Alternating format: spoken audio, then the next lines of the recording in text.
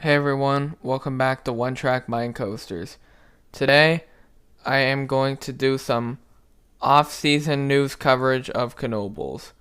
Now, I've figured that a lot of channels don't really cover Knoebels, so I figured I'll be your source for that. Now, some of the stuff that Knoebels has, I will be covering about, will specifically regard the 100th anniversary, while other stuff is just general maintenance, and also some news about a ride I want to talk about. First things first, the ride I want to talk about is Flying Turns. This ride will be receiving an ACE landmark, which is actually a huge deal for this ride. Reason being is because this ride is actually the youngest ride ever to receive this honor, and it is also the first ride in the 21st century to receive this honor.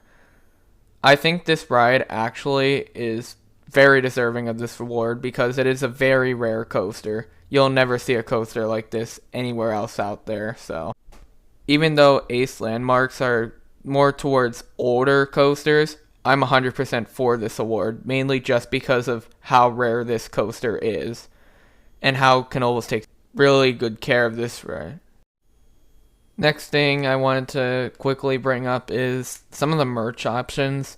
You got 100th anniversary hats, you got some t-shirts, you also got some mugs, you also got the original 100th anniversary map for Knoebels as well, which looks really cool. Now I know I hardly ever talk about merch in my videos, but in this instance I think it needs to be brought up. Mainly just because Knoebels is selling. And if I'm being completely honest, I actually really like their new design for the 100th anniversary. The next thing I want to talk about is Barren Curve and its progress. So basically right now they are rewiring motors, a bunch of motors on every single car, and what they're trying to do with this, with every single motor, they're going to make this ride more reliable. Meaning, they're trying to make the ride not break down as much.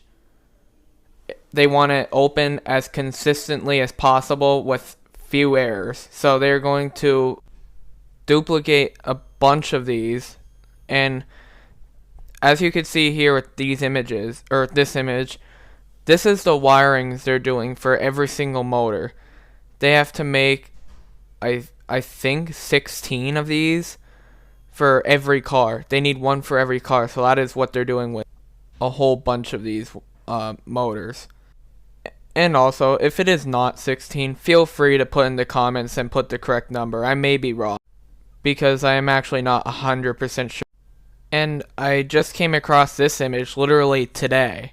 But Knoebels, or the day I'm recording this video, but Knoebels is actually putting extended queue at their carousel.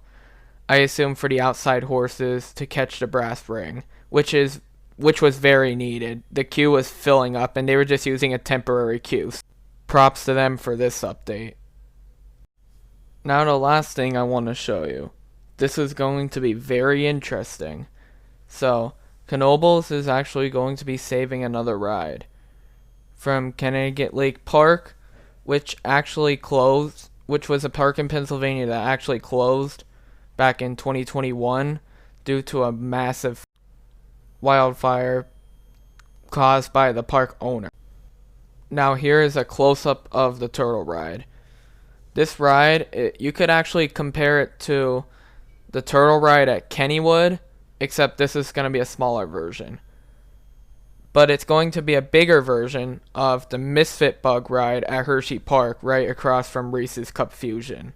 So, we don't know much about the ride, nor where it's going, but Knoebels did say this at their ACE event in Harrisburg. Well, that's going to do it for the Knoebels updates that we know. As far as we know, there still could be updates in the Haunted Mansion. Usually there's something new every year. But that is all the park updates that we know. Please like, subscribe, turn on that notification bell so you do not miss an upload. I'll see you guys next time.